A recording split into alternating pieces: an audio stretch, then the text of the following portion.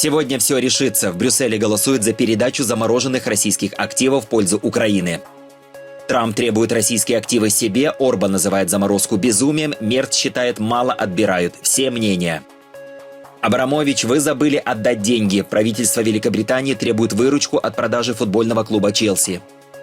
Сделка века между Евросоюзом и Южной Америкой на грани срыва из-за французских фермеров и итальянского сыра.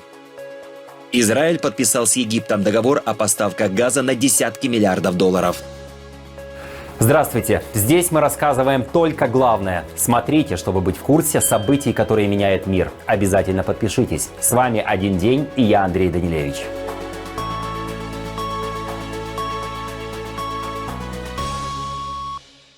Президент США Дональд Трамп вместе с министром обороны Питом Хекзетом принял участие в церемонии передачи тел военнослужащих, погибших в Сирии на минувших выходных. На авиабазе Довер в Делавере состоялась так называемая «достойная передача тел погибших с зарубежного аэродрома в присутствии их семей». В результате нападения предполагаемого боевика ИГИЛ в Пальмире погибли 2 солдат армии США и гражданский переводчик. 3 военнослужащих получили ранения. Трамп назвал происшествие ужасным, пообещал ответные меры и отметил, что погибшие были великими патриотами. Такие церемонии регулярно проводятся во время военных конфликтов и всегда сопровождаются военным караулом. Владимир Путин на коллегии Министерства обороны России назвал подсвинками, то есть поросятами в возрасте от 4 до 10 месяцев, европейских политиков, скептически относящихся к мирному плану России, предложенному через спецпосланников президента США Дональда Трампа. Все полагали, что за короткий период времени Россию они разрушат, развалят. А европейские подсвинки тут же включились в эту работу прежней американской администрации в надежде поживиться на развале нашей страны, вернуть себе что-то, что было утрачено в прежние исторические периоды, и попытаться взять реванш. Как теперь всем стало очевидным, все эти попытки и все эти деструктивные планы в отношении России полностью провалились. Полностью. Совет Европейского Союза должен сегодня принять одно из важнейших решений о выделении Украине репарационного кредита за счет замороженных российских активов. На данный момент Евросоюз заблокировал примерно 210 миллиардов евро российских активов. Самая крупная их часть – это государственные валютные резервы России, которые, как и у других стран, хранились в виде золота, валюты и ценных бумаг. Большая часть этих резервов оказалась в Бельгии – 185 миллиардов евро сейчас хранятся в Евроклир, одном из крупнейших мировых депозитариев ценных бумаг. В 2024 году страны Большой Семерки договорились использовать прибыль, полученную от активов, а не сами активы напрямую, для предоставления Украине кредита в размере 50 миллиардов евро. Премьер-министр Бельгии Бар де Вевер выступает против конфискации российских активов и передачи их Украине. В ноябре 2025 года стало известно о том, что депозитарий Евроклир готов судиться с ЕС, если замороженные активы Российской Федерации передадут Украине. Накануне стало известно, что Владимир Зеленский примет личное участие в заседании Совета Евросоюза о судьбе российских активов. Однако вечернее обращение по этому поводу президент Украины записывал у входа в офис в Киеве. Сегодня мы услышали из Москвы очередные сигналы о том, что следующий год они готовят как год войны. И это сигналы не только для нас. Важно, чтобы партнеры это видели. И важно, чтобы они не только видели, но и реагировали. В частности, партнеры в Соединенных Штатах Америки, которые часто говорят, что Россия якобы хочет закончить войну. Но при этом звучит совсем другая риторика, другие сигналы.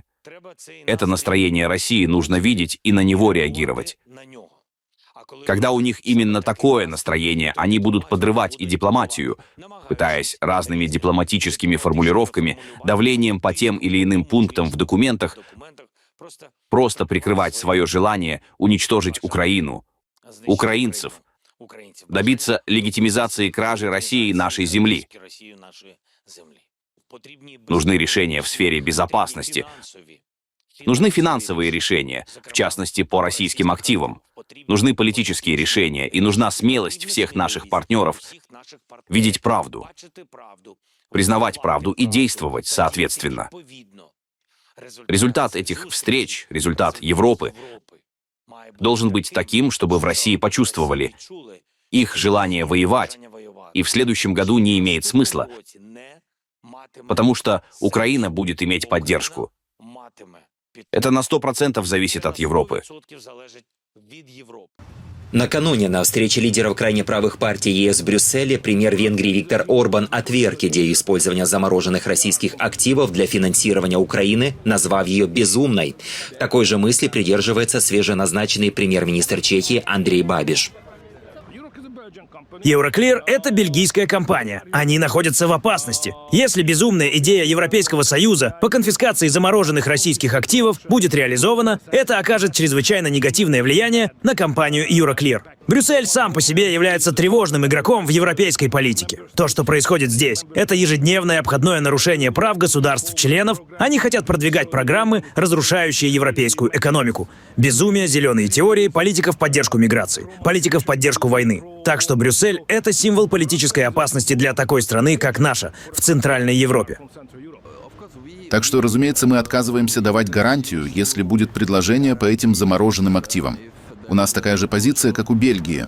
Бельгия – самая важная страна в этом обсуждении. На прошлой неделе я был там и разговаривал с премьер-министром Бельгии. Он объяснил мне проблему. Так что посмотрим, какая будет позиция, потому что и другие страны, такие как Италия и другие, меняют свои позиции. Будут переговоры до последнего момента, и мы увидим, каково будет окончательное предложение. Канцлер Германии Фридрих Мерц назвал ответ Владимира Путина на предложение о рождественском перемирии циничным и жестоким. В Кремле заявили, что прекращение огня возможно лишь при достижении мирного соглашения. Выступая в Бундестаге после 2 дней переговоров в Берлине по мирному плану по Украине, Мерц подчеркнул, пришло время говорить о цене мира.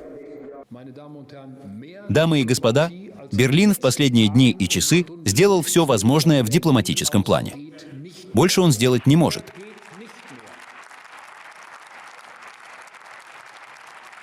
Но все те, кто сейчас считает, что одной лишь дипломатией можно положить конец этой войне, должны помнить, что сказал президент Путин в ответ на мою публичную просьбу хотя бы сложить оружие на время Рождества. Дамы и господа, ответ на эту просьбу не мог быть более циничным и жестоким. Теперь мы говорим о цене мира. Эта цена включает вклад Германии вместе с ее союзниками в гарантии безопасности для будущего Украины после прекращения огня. Конкретный характер этого вклада мы обсудим в надлежащее время. В минувшие выходные мы действительно провели интенсивные консультации. И мы использовали их как возможность принципиально пересмотреть предложения, выдвинутые американским правительством. 28 пунктов, содержавшихся в предложениях 4-недельной давности, теперь превратились в 20 пунктов, по которым у нас в значительной степени достигнуто согласие. И я хочу еще раз совершенно ясно заявить, без всяких сомнений, как здесь, так и в Брюсселе, твердое намерение правительства Германии, которое я возглавляю, поддерживать Украину столько, сколько потребуется, чтобы не допустить насильственного изменения границ в Европе. И именно это будет направлять меня во всех обсуждениях, которые нам предстоит вести в ближайшие часы и дни. Великобритания предупредила российского олигарха Романа Абрамовича о последнем шансе перевести Украине 2,5 миллиарда фунтов стерлингов, вырученные от продажи футбольного клуба «Челси». Премьер-министр Кир Стармер заявил в Палате общин, что если Абрамович не выполнит обязательства, его ожидает судебный иск. Мы работаем над обновлением с нашими союзниками по замороженным российским активам, чтобы поддержать Украину в ее час нужды. Сегодня, господин спикер, я могу объявить, что мы выдаем лицензию на перевод 2,5 миллиардов фунтов от продажи футбольного клуба «Челси», средства, которые были заморожены с 2022 года. Мое послание Абрамовичу таково. Время истекает. Выполните свое обязательство и выплатите сейчас. А если нет, мы готовы обратиться в суд, чтобы каждый пенни дошел до тех, чьи жизни разрушила незаконная война Путина. Российский миллиардер Роман Абрамович владел клубом «Челси» с 2003 по 2022 год и продал его после введения санкций. При этом дал правительству Соединенного Королевства обязательство не получать выгоду от сделки. Выручка от продажи клуба находится на счете Великобритании под контролем компании Абрамовича Ford Stem. Формально олигарх не имеет доступа к средствам, но юридически деньги остаются его собственностью. Летом 2025 года британские власти уже угрожали ему судом судом за задержку перевода средств на гуманитарные нужды Украины. Один день. Главное, что стоит знать сегодня. Станьте частью нашей команды, подписавшись и поддержав наш канал как спонсор. Для нас это очень важно, и мы благодарим всех, кто уже это сделал. Турция вернет России купленные в 2017 году зенитные ракетные комплексы С-400 «Триумф», сообщает агентство Bloomberg. Президент Реджеп Таyyip Эрдоган поднял этот вопрос на встрече с Владимиром Путиным в Туркменистане 12 декабря. Контракт на сумму $2,5 миллиарда был исполнен летом и осенью 2019 года, и Турция стала первой страной НАТО, закупившей российские ЗРК.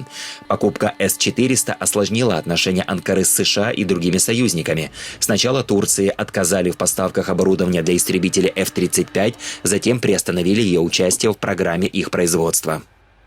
В Дании продемонстрировали один из новых зенитных ракетных комплексов, приобретенных для укрепления обороны страны. На авиабазе Скальструп солдаты показали работу с системой NASAMS, перемещение пусковой установки и загрузку учебного снаряда. Во всех отношениях это исторический день для обороны Дании. Мы снова вводим новые возможности, которые помогают повысить безопасность. К сожалению, это связано с печальной ситуацией, которую мы видим в Украине, что также влияет на нашу общую ситуацию здесь, в Европе и в Дании, относительно нашей безопасности. Поэтому нам нужно стать лучше в защите себя. И наземная система противовоздушной обороны – это то, что, как мы знаем, принесло большую пользу Украине. Если посмотреть на Украину, можно увидеть необходимость иметь ПВО, в том числе наземное, которого у нас не было много лет, но теперь мы восстанавливаем эту способность. Сделка века, масштабы которой Дональду Трампу могли бы только присниться, срывается между Европейским Союзом и странами Меркосур, экономического объединения стран Южной Америки. Соглашение стран ЕС с Аргентиной, Бразилией, Парагваем и Уругваем стало бы крупнейшим торговым договором, заключенным Европой за всю историю. Переговоры о нем шли 26 лет. Подписание было назначено на 2 декабря, теперь перенесено на 20, но может вообще не состояться. Главные противники – Франция и Италия, которые руководствуются интересами своих фермеров. Мы считаем, что подписание соглашения в ближайшие дни, как это предлагается, преждевременно. Для нас необходимо дождаться завершения пакета дополнительных мер по защите сельскохозяйственного сектора и одновременно представить и обсудить его с нашими фермерами. Это не означает, что Италия намерена блокировать или в целом выступать против соглашения. Однако, как мы всегда подчеркивали, мы готовы одобрить его только при наличии достаточных гарантий взаимности для нашего аграрного сектора. И я совершенно уверена, что с началом Нового года все эти условия могут быть выполнены. Европейский Союз превратился в постоянный государственный переворот. Поведение госпожи фон дер Ляйен по делу Меркосур абсолютно неприемлемо, поскольку мы наблюдаем реальные маневры с целью обойти правила единогласия. На самом деле, мы постоянно сталкиваемся с такого рода недобросовестными и нечестными практиками. Чтобы снизить сопротивление, Европарламент настоял на жестких условиях: запрете импорта из Южной Америки при резком росте поставок более чем на 5% и запрете на поставку любых товаров, не соответствующих стандартам ЕС. Теперь это предстоит согласовать на переговорах, которые могут начаться уже в ближайшие дни. Однако в Бразилии это вызвало резкую реакцию. Или договор подписывают 20 декабря, или соглашения не будет, пока он президент Бразилии. Важно понимать, мы ждали это соглашение 26 лет, и оно более выгодно для них, чем для нас. Президент Франции Эммануэль Макрон не хочет этого из-за своих фермеров. Италия тоже не хочет. Я даже не знаю почему. Но суть в том, что мы в Бразилии и мы в Меркосур много работали, чтобы принять это соглашение и послать сигнал миру в тот момент, когда президент Соединенных Штатов пытается ослабить многосторонние механизмы и усилить односторонний подход. Фермеры во Франции вновь перекрыли автомагистрали, формально протестуя против действий властей в связи со вспышкой узелкового дерматита крупного рогатого скота. Заболевание уже привело к вынужденному забою животных, но акция протеста состоялась и у здания Европарламента в Страсбурге. Протесты французских фермеров совпали с переговорами в Брюсселе по торговому соглашению ЕС со странами Меркосур, экономического союза стран Южной Америки, против которого выступают многие французские аграрии, опасаясь недобросовестной конкуренции и снижения стандартов качества. Участники протестов требуют ускорить вакцинацию скота и призывают Париж полностью отказаться от сделки с Меркосур. Израиль заключил крупнейшее в своей истории соглашение о поставках природного газа в Египет, сообщил премьер-министр Биньямин Нетаньяху. Сделка на $35 миллиардов, подписанная с американской компанией Chevron, укрепит статус Израиля как региональной энергетической державы. По словам Нетаньяху, соглашение поможет стабилизировать регион и смягчить энергетический кризис в Египте, который с 2022 года испытывает дефицит собственного газа и вынужден тратить миллиарды долларов на импорт сжиженного природного газа. Теперь Египет сможет компенсировать нехватку ресурсов, опираясь на израильские поставки, а Израиль закрепит свои позиции в качестве надежного поставщика в регионе. Президент США Дональд Трамп распорядился ввести блокаду всех санкционированных нефтяных танкеров, входящих в Венесуэлу и выходящих из нее. Также он добавил, что теперь рассматривает руководство страны как иностранную террористическую организацию. Заявление Трампа прозвучало спустя неделю после того, как США захватили санкционированный нефтяной танкер у берегов Венесуэлы. Мадуро же обвинил Соединенные Штаты в попытке захватить природные ресурсы Венесуэлы. Венесуэла полностью окружена крупнейшей армадой, когда-либо собранной в истории Южной Америки. И она будет только увеличиваться, а шок для них будет таким, какого они еще никогда не испытывали, до тех пор, пока они не возвратят Соединенным Штатам Америки всю нефть, землю и другие активы, которые ранее у нас украли. Нелегитимный режим Мадуро использует нефть с этих украденных месторождений для финансирования терроризма, связанного с запрещенными веществами, торговлей людьми, убийствами и похищениями. За кражу наших активов и по многим другим причинам, включая терроризм, наркоторговлю и торговлю людьми, венесуэльский режим был признан иностранной террористической организацией. Мы говорим народу Соединенных Штатов нашу правду. И она предельно ясна. Империализм и нацистско-фашистские правые хотят колонизировать Венесуэлу, чтобы забрать наши богатства – нефть, газ, золото, железо, алюминий и другие полезные ископаемые. Мы поклялись защищать нашу родину, и в Венесуэле всегда будут торжествовать мир, стабильность и общее благополучие нашего народа. Народу Соединенных Штатов мы вновь и вновь 1000 раз говорим: не кровь за нефть, не война за нефть. Обвинения в наркоторговле – это фейковые новости, ложь, предлог. Поскольку нас нельзя обвинить в оружии массового поражения, химическом оружии или ядерных ракетах, они выдумывают другой повод, чтобы создать еще один Афганистан, еще одну Ливию. Спасибо, что были с нами. Подпишитесь на «Один день», чтобы не пропустить главное.